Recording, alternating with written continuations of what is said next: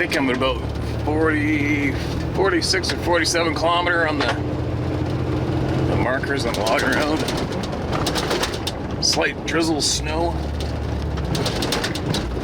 It's about been the consistent view the whole time. I think I got about, I don't know, 20 more minutes.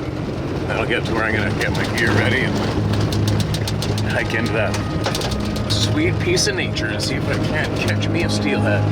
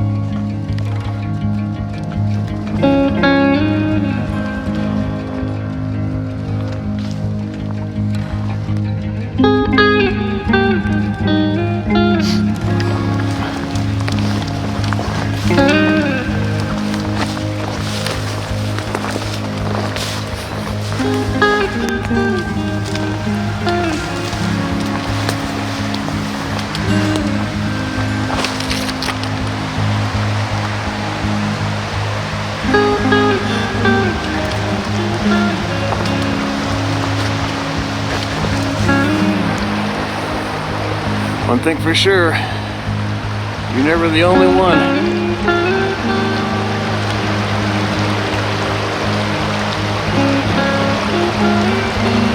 Somebody's monitoring this crossing.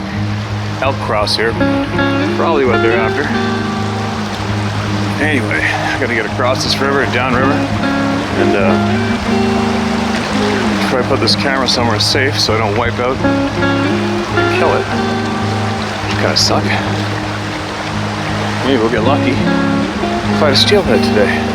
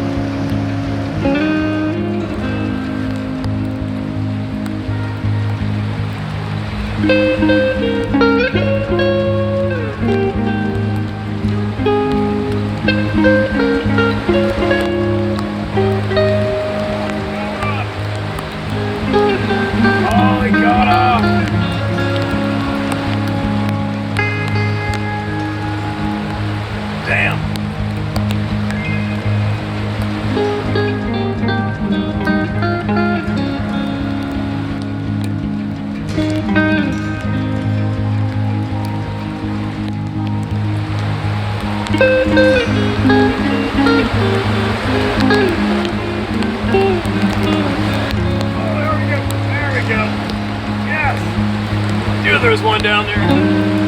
Woo!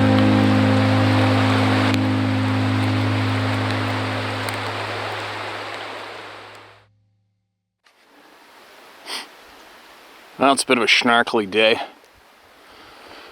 I was going to go down by the river to a cool spot, share some emails, but it's just too noisy with that background sound, right? And the view's obviously a little compromised with the weather. Got some snow up in those hills up there.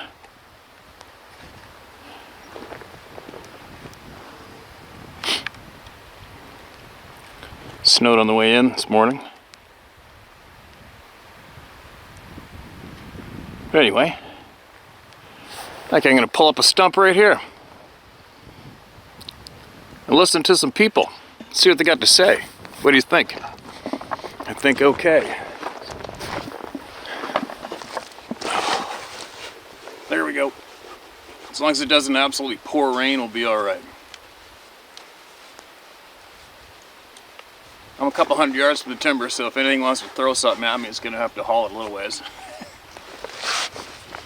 Definitely in the zone for it. Actually, First Nations lady at the store, Banfield, where I keep my boat, she ran into two of these beings just right down here on the river where I'm steelhead fishing. And then another guy, First Nations fella from Pachino Bend here, he ran into one. See one right down here as well. And he saw him, went out in the Klein Walk, chucking rocks at him and his buddy while they were hunting. All over. You never know when or where, right? And I don't know what I'm going to read. I'm going to read something. I'm going to do something a little different this time. I'm going to start this video off at the beginning of my day to show you a typical day, a good day for me in my life that I love. And then in between emails, I'll take you along through my day, alright? So obviously you're here right now, you already saw me driving in. Now, let's see what we got. Let's listen to this one here. This is from Carriston, Washington. Alright, this is red. Alright. Hi Steve. Ross Rockstad writing in again. Okay to share my name. I have a couple stories to share. The area I used to live in is a heavily wooded western Washington spot called Carriston, which is east of the Hobart/Maple Valley areas. Although the town of Carriston is long gone, the area and access road is still uses the name. The area is pretty much remote, has roughly 25 homes, with access gained by driving the 5 miles of gravel road through the city of Seattle watershed. The first story is one I witnessed. I was on my way back to work in the early 1990s on one dark fall morning. It wasn't raining as I drove down the road traveling through the shed.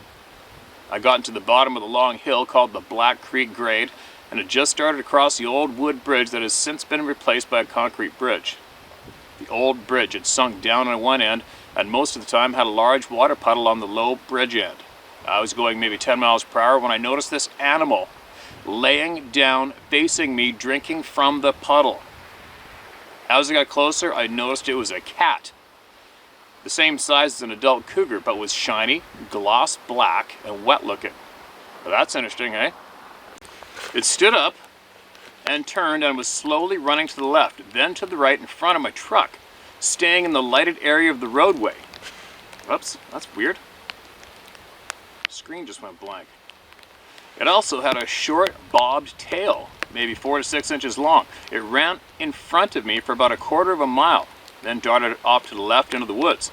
It had the look of a panther, but with a short tail. Crazy. Never could come to a conclusion on what it was. Got any ideas? Nope, not me. The only thing I can come up with is a domesticated, exotic pet that somebody had, possibly bob the tail like some people do. Doberman pinchers ears and sometimes cat's tails. I don't know, man. That's a bizarre one. The second story is one that I heard from the lady that saw the Sasquatch. A couple years back, after discovering your channel, I contacted this lady saying she might want to send her story to you. I don't believe she ever did send it in to you. However, she did mention that her daughter has issues today from what they witnessed that evening. Her daughter was around the age of 12 then. That sucks. They're traveling home to Carriston, driving through the shed in the early evening. It was just getting dark. There's a narrow area with a slight left turn that slows cars down. On the right is a steep 10-foot high bank. As she navigated this area, something was noticed moving, then jumping off the bank, passing over the car's hood, then landing a couple feet from the left. Let me read that one more time. As she navigated this area, something was noticed moving, then jumping off the bank, passing over the car's hood, then landing a couple feet from the left, front car tire. She said she stopped, leaned forward while looking up to the left through the windshield. Her daughter did the same. Upon landing next to her car, it had turned and looked down into the car. She said it was huge, had black or dark brown hair with a man's face. Her daughter started screaming at her to drive as she curled up in a ball on the passenger side floor, the screams turning outright to tears and fear. She stated that she looks at the encounter as something very rare and doesn't have any bad feelings about seeing one. She still lives out in Carriston. I also found another tree break on our property last November while cougar hunting. I sent it to you, but I don't think you shared it. The tree is a living pine, about 2 inches in diameter. This was before any big snowfall. No saw, no claw, no axe or rub marks on the tree. Tree broken directly across the trail. Please share your thoughts on this break. Thanks for all you do, Steve. Keep up the good work. Okay, man. Yeah, I don't know. I haven't a clue. Let me see if I can do this way, you guys. So there is the tree lopped over there. And there's the breaking. Tell it's green wood, obviously. I don't know. You know what? I've never made it a secret that a lot of details that some people look for and concentrate on don't really do much for me. Because like I said, my stance on it, I've seen them, I've heard them, I've seen them, I know they're here. What they leave behind as in rocks stacked or trees broken, I don't really give a shit. I just want to know why we are not educated about the truth is my main thing. I won't start repeating myself like a broken record, but that's my stance. So what do I think about the tree broken? For me, it's just like the elk I just showed you guys, or I'm about to show you guys. It's like, well, there's some elk prints. You know, same old shit. Same old shit. It's been seen and done a gazillion times. Why do they break the trees? Myself, I don't know. I do know that they have broken and pushed down stuff behind people as they've gone up a trail, or they pushed it down in front of people the next time they came up to go up a trail. We had that big, larger sized pine, about that much around, snapped right off about 20 feet down and thrown out in the road, the old dead end road, laying there from when we drove back out. And it took me a while to find where that tree was broken from, and it was dry and hot out, no wind. Why do they do that? I don't know. Some kind of a signal that they expect us to understand and respect? I don't know. I don't know. Seeing if you're paying attention, giving you a test, maybe, I don't know. You know? Don't know. Interesting though. Thanks for sending the email in, man. And make sure you keep sending them in when you come across them, all right? And you may want to share this with the lady and her child, maybe. Maybe they want to hear it and know that they're not alone.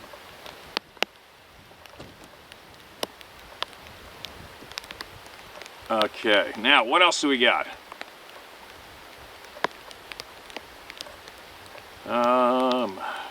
Okay, this is titled Recent Findings. Steve, you should read this and look into the subject, then decide if this is relevant. Recently I stumbled across a video titled Ball Lightning. It showed a rare phenomenon that these folks are calling ball lightning. In the video it shows an electrified light ball seemingly walking across some train tracks. Yeah, I've seen that. If you do some digging, you'll find several different videos of this phenomenon. Oh no shit, I've only seen the one. All similar, but still each one a bit different from the last. Some even caught on Ring doorbell cameras, swiftly moving around in all directions. Supposedly the video with the train track is fake, according to the History Channel. The History Channel. Yeah, that place doesn't get any of my time. Like we care what they say, but I believe most of the accounts are genuine. Me too. The phenomenon is very real. One guy had an account of one floating through his house with multiple witnesses. Do look into this, Steve. I think you'll get the same feeling from seeing these orbs that I did. Supposedly, even a rank sulfur odor is present in some occasions. Oh, no shit, I didn't know that. This is the same description of what pilots called Foo Fighters back in World War II. Allied forces as well as the German pilots have accounts of witnessing them. They've been described being multiple different colors and entrancing. Some of the videos are clear and relatively close. I'm not saying all the videos are real, but it's interesting at the least. Steve, personally, I think some of these folks are catching video of these beings in light or orb form, whatever you want to call it. Something we don't understand yet, so I can't explain it. I just thought I'd drop this little puzzle piece to add to the pile. Have a good one, Steve, and God bless Sean from Texas. Yeah, you too, man. Appreciate it. And you know what? I know I've seen that video, man. I've watched it a couple times and watched it a few times in a row because it's absolutely bizarre. It's not normal. There's no way that's fake. If it was fake, whoever went out of their way to create that quality of a fake, they're going to use their skills to fake a whole pile of shit again, right? They're gonna fake those ball lightnings in a whole bunch of different places, not just once or maybe 3 times max. You know what I mean? And I don't think we were taught about that shit in school either, right? Not that I have too much respect for the school system now that I know what I know. And that's why we're here, to learn from each other, finally, right? We're finally learning truths from each other. Anyway. Alright, something cool's about to go down. I'm above a herd of elk and they're laying down. They look like a bunch of boulders down there and they're not moving. Hopefully they're still laying down. I'm gonna pop. I got some good trees for the backdrop. Hopefully, there's a big bull down there. That'd be really cool. Yeah, I need some bush cover to break my silhouette behind me. Otherwise, they're gonna bolt the second I step over here. Here we go.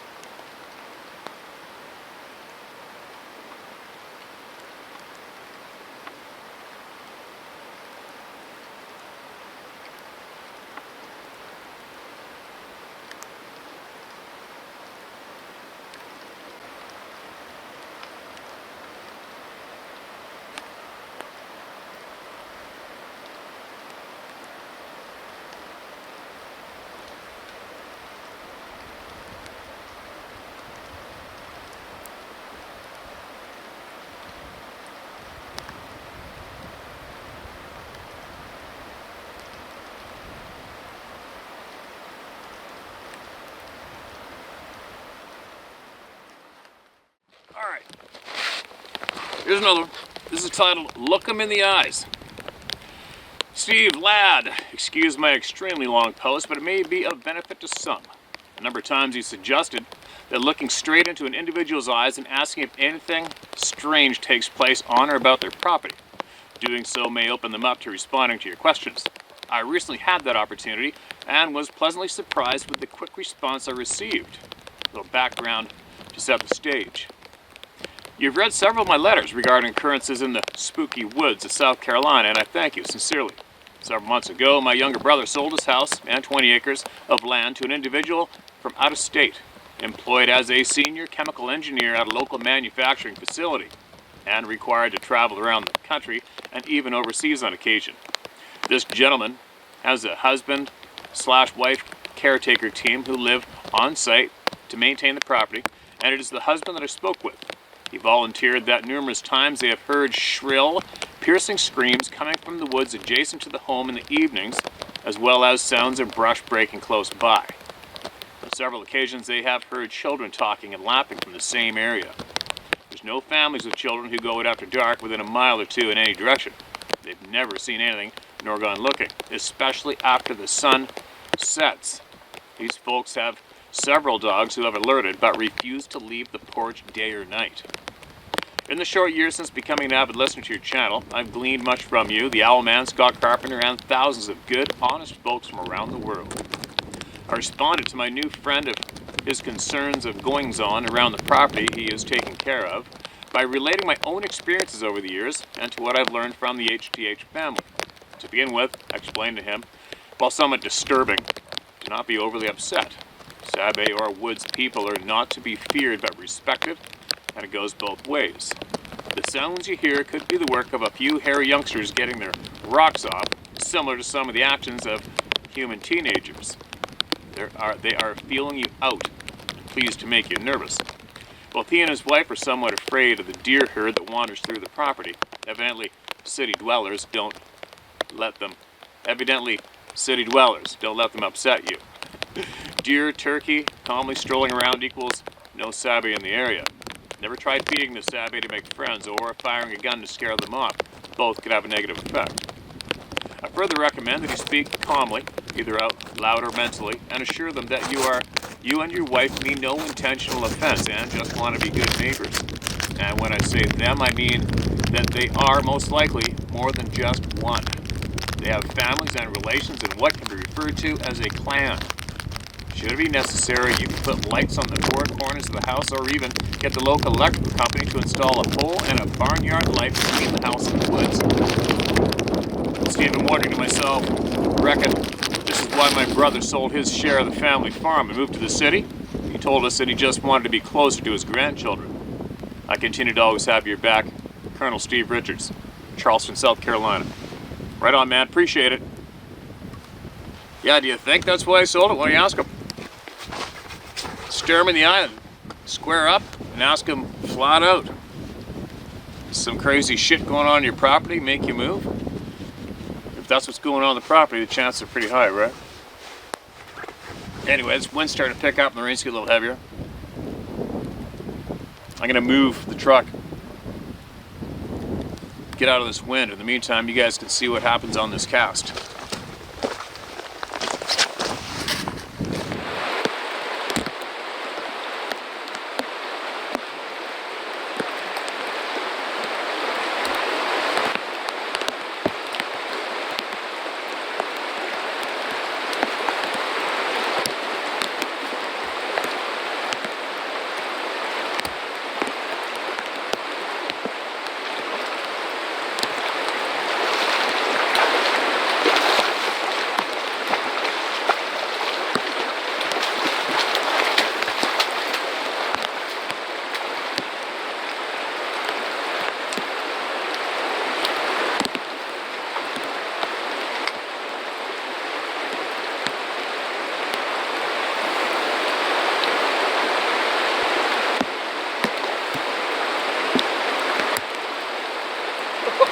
No way.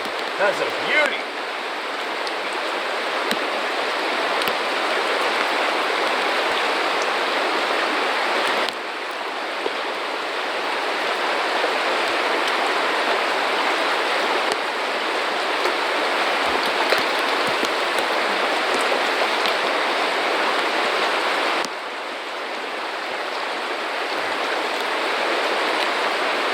Definitely had crazier fights than that one, but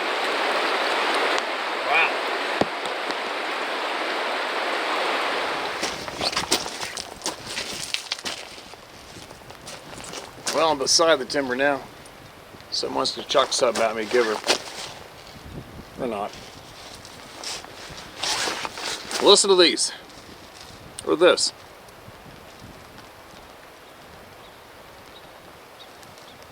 Alright, this is titled A Southwest Virginia Encounter. I hope no rain's hitting that lens. I guess I'm going to find out in a minute, aren't I? Let's cover up something in a minute. Hello, Steve and the rest of the community. Been a fan of this channel after stumbling upon it a while back. Just wanted to share an encounter I had down in Southwest Virginia back in the mid-90s when I was a student at Virginia Tech. One Friday after a long weekend of classes, me and one of my roommates, who also was a childhood friend, decided to take an overnight camping trip. Nothing out of the ordinary since we would frequently go caving, fishing, and hiking. We each grabbed our tents, food, and other crap, tossed it in his car, and hit the road. My friend said he knew a place that was off of the beaten path, and he wasn't kidding. It was pretty late at night by the time we got there. This place was several miles deep in the park and looked like nobody had been there in a long time. We parked the car in a decent-sized clearing and quickly gathered up some wood and started a small fire. We pulled out our small tents, set them up, and then opened up some food like granola bars and chips, etc. We decided to get more wood because the small fire we had going wouldn't last too long. We saw a rather large brush pile at the other side of the clearing, so we figured there should be plenty of wood in it to use. We walked over to it and began pulling tree branches from the opposite sides of the pile. We were taking our time, mostly because it was pretty damn dark, except for our fire, and we were also just shooting the shit and joking around. After a few minutes of pulling out old broken branches and such from the pile, our talking seemed to simultaneously slow down and eventually stop. Me and my friends seemed to notice it at the same time. In the darkness, not far from the brush pile and campsite, was a pair of glowing eyes. These eyes were orangish red, kind of like when you take a picture of a person with the flash, and maybe about 4 feet from the ground. We froze in place, wondering what we were seeing. It was a few moments later when this creature seemed to be startled and maybe aware that we had seen it. It then quickly and quietly stood up, because those glowing eyes were no longer 4 feet off the ground, but easily nearly twice that height, much taller than either of us. So there we were, frozen in place, looking at a pair of orangish red eyes that were now looking down at us.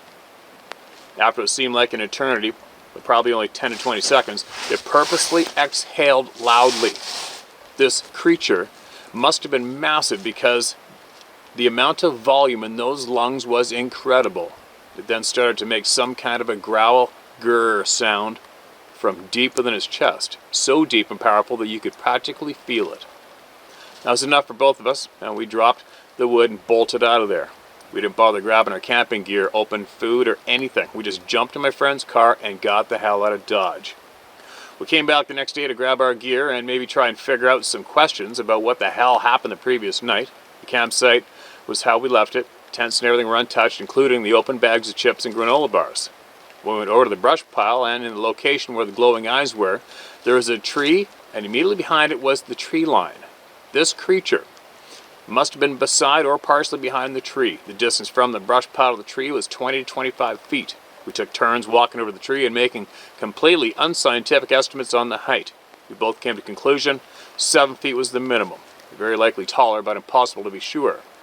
To this day, my friend says it was a bear. I won't discuss it anymore. When I recently asked if he remembered where this happened, he texted me a link from Google Maps in less than 5 seconds. I think he feels it wasn't a bear, and it has bothered him enough to bookmark the location after all these years. No doubt. No doubt. The thing that has always stuck with me was not so much the glowing red eyes, it was the behavior of this creature. The startled reaction it had when it realized it had been spotted after we slowly stopped talking. Then it acted like it was pissed at us or something. Anyways, thanks for taking the time to share my story. I'm not a hunter, so I can't say whether it was a black bear or not. The logical answer is black bear, but after 25 plus years, I'm still thinking it may have been Bigfoot. I'd like to hear you and the community's opinion on it. Thanks, Jeff. Hey, Jeff, I think I've read this. I'm not sure, because there's a lot of real familiar experiences like that. Now, I don't know why they get pissed when they realize we see them, but that's a pattern. That's another pattern, right? They get pissed off when they know that we see them back. That means they screwed up, and it must be the ultimate screw up for them or something. It must be really humiliating to know that you screwed up when it comes to us simpletons, right? But anyway, what do I think? You know what I think. You know what it was. You wouldn't be emailing if you didn't know what it was. You know what it was. Your friend knows what it was too, and he does not want to acknowledge it, right? Alright, anyway, I'm gonna go try another pool, another location on the river. I gotta go try a few casts before I go home. I gotta be home. I think I have 2 hours left to play, and then I have to get back. So, or maybe I should share one more. Alright, screw it. I'm going to share one more. I think I might start putting little clips from outdoor adventures in between email shares, maybe. See how this video goes with it, right? This next one is titled Scream at the Thunder Pits. I hope I didn't read this. Hello, Steve. Second time sending this in. First time must have gotten lost in the pile of people recounting their experiences. You can share my name, as I don't give a shit what other people think. I gotta put something on this camera. Hold on a minute. It's getting soaked too. 1 minute here. There we go. That's better. Got the old plastic bag over top of it.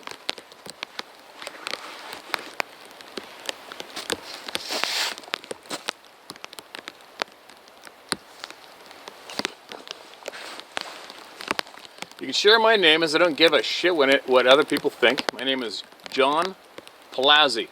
I've told this story many times to a handful of people, co-workers, family, friends. Some have mocked me for it and some have not. So let's get on with the story. Summer 2005, usually me, my mom, dad, brother, and nephew would be camping in July every year at a place called Newberry Volcanic Monument in Bend, Oregon.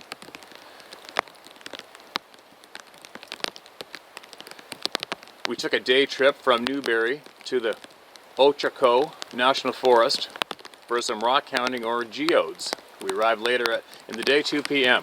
We all piled out of the truck to see dozens of pits people had dug.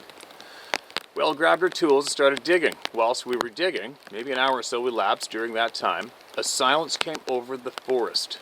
We hadn't noticed because of our activity, but it was dead quiet, Steve. I had that uneasy feeling that I was being watched, hair standing on end like I was hit by an electric field. Then the most blood-curdling scream was let out. It sounded like nothing I've heard before, almost more female sounding. No bear grunting, no mountain lion screaming, almost sounded human, but too guttural to be human. After the scream, we all popped our heads out of the holes like gophers and looked at each other. My father asked my nephew if he had sneezed, as he had a small head cold at the time. I know my dad felt the same feeling I did, yet he tried to explain it away. Funny how we as humans will do that, being faced with the truth only to do anything to find another explanation. No shit, especially today, right? My nephew shook his head and said no. At that point, my dad, me, and my brother all said, yep, it's time to go. So we all headed to the truck very quickly. Me and my brother didn't even get in the cab. We jumped in the back of the truck bed. My dad put it in gear and took off in a cloud of dust. What really shook me up, Steve, as we headed down the mountain on a rock we passed just an hour or so ago that had nothing on it, now had a buck skull, antlers, and all just sitting there placed on the rock. That freaked me out, Steve. And that's it. A feeling, a scream, and a dead silence. Never saw the culprit, but nor did I want to. It shook me up to this day, and I still get goosebumps, chicken skin telling the story. My family's second experience had smelled the smell of rotting flesh in the mountains up by Lake Tahoe. Been trailed down a drainage, but could never see what it was. Only heard the branches snapping up the hill and the uneasy feeling of being watched. Me and my father are the most affected by them. We at the same time had said it's time to go back. But what sucks is back was having to go the way we came, which is where we heard the branches snapping on the hill above us. It felt like we were being paced, but not stalked, just watched intently. It creeps me out. Anyway, those are my experience. Maybe they will help some people with their puzzle. Those logging trucks are noisy, eh? Anyway, those are my experiences. Maybe they'll help some people with their puzzle. By the way, to this day, I refuse to go back to the Ochako National Forest in Oregon. However, I have not let the experiences sour my time in the outdoors. This is my land too, and we can share this beautiful, beautiful planet together. Kindest regards, John. Yeah, no shit, man. It's too bad everybody didn't have that same attitude. Why can't we just share this beautiful planet together, have fun, do what makes you feel good, and quit going at each other? But anyway, thanks for sending that in, man. Hopefully it does help somebody. Probably going to help just by mentioning where it was, right? Probably.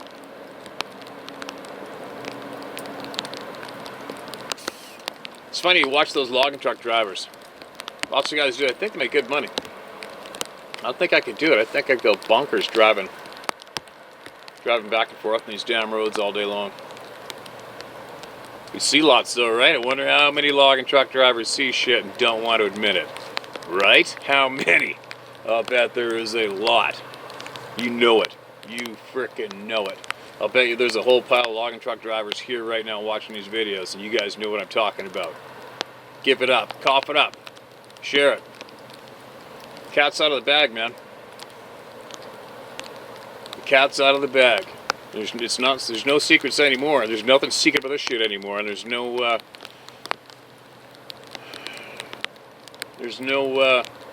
myth. This is all fact. Now let's just get to the bottom of it, right? Enough of the bullshit.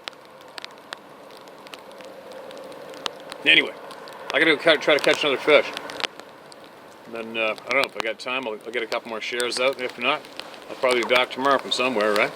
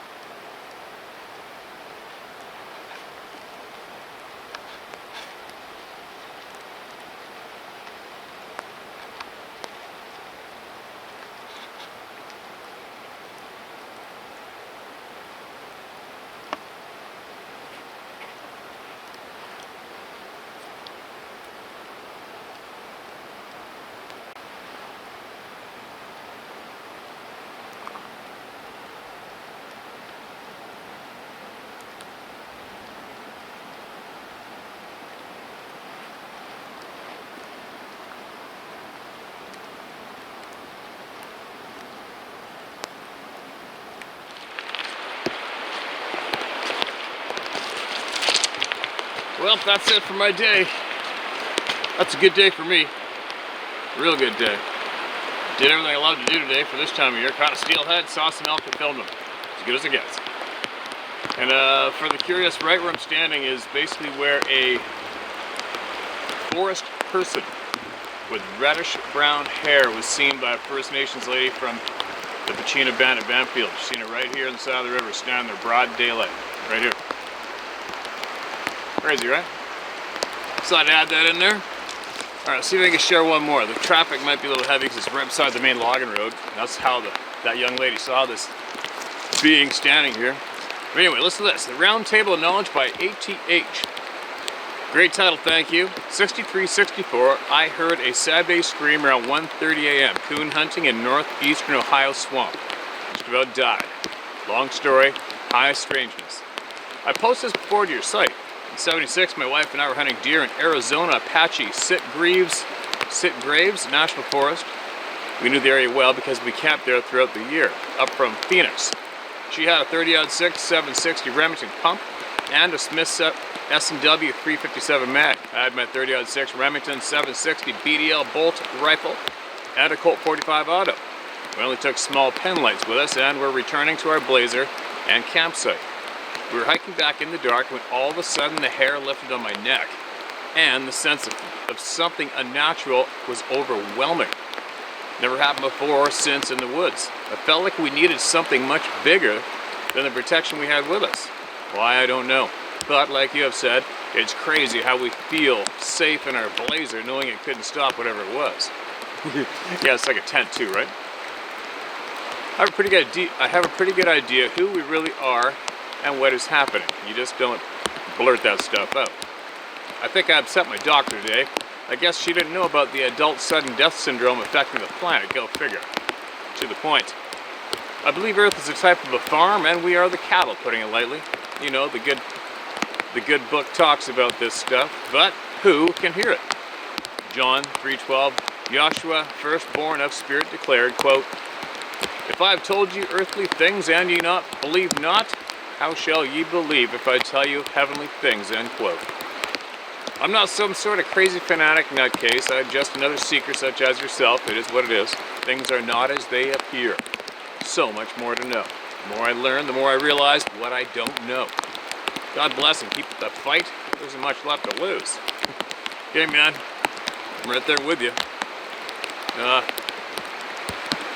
It's funny when a lot of people realize that everything's not as it seems, right? And, you know, as I go along and I look for clues,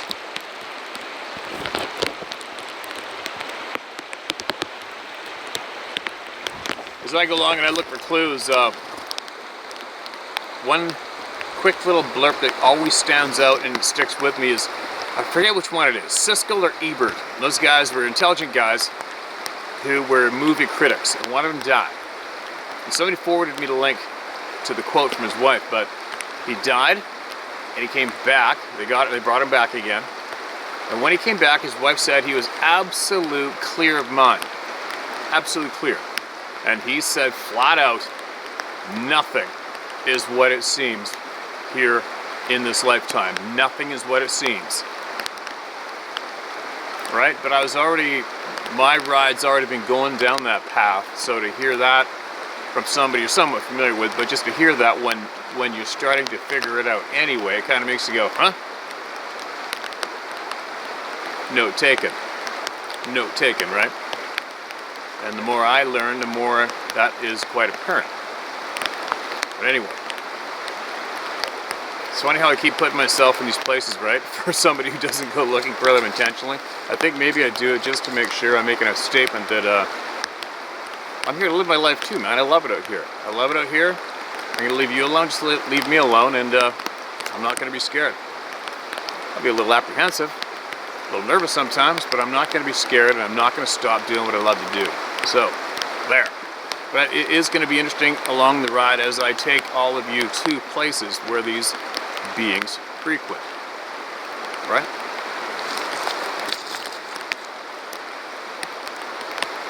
This river dumps out in the ocean about another 15 kilometers from here. And there's a couple of native First Nations homes at the mouth of the river down there, and these beings have been seen on the beach right there too. I think I filmed that beach when I had those biologists on my boat last spring. They took a Zodiac into an island off the mouth of this river to go tag a baby eagle, and I filmed a lot of that beach while I was sitting there. It was a day like this too. But anyway, there you go. I took you along for a day in the life, and maybe I'll do this again. And then and when I can't do this, maybe I'll just add in cool clips I have saved up in external drives and share a lot of the stuff that I've seen with you guys in between emails. Maybe I'll try that for a bit. Anyway, I can see the lens getting covered in rain from here. I gotta get going. Gotta pick up some kids from school. What the hell? I'll be back shortly, guys.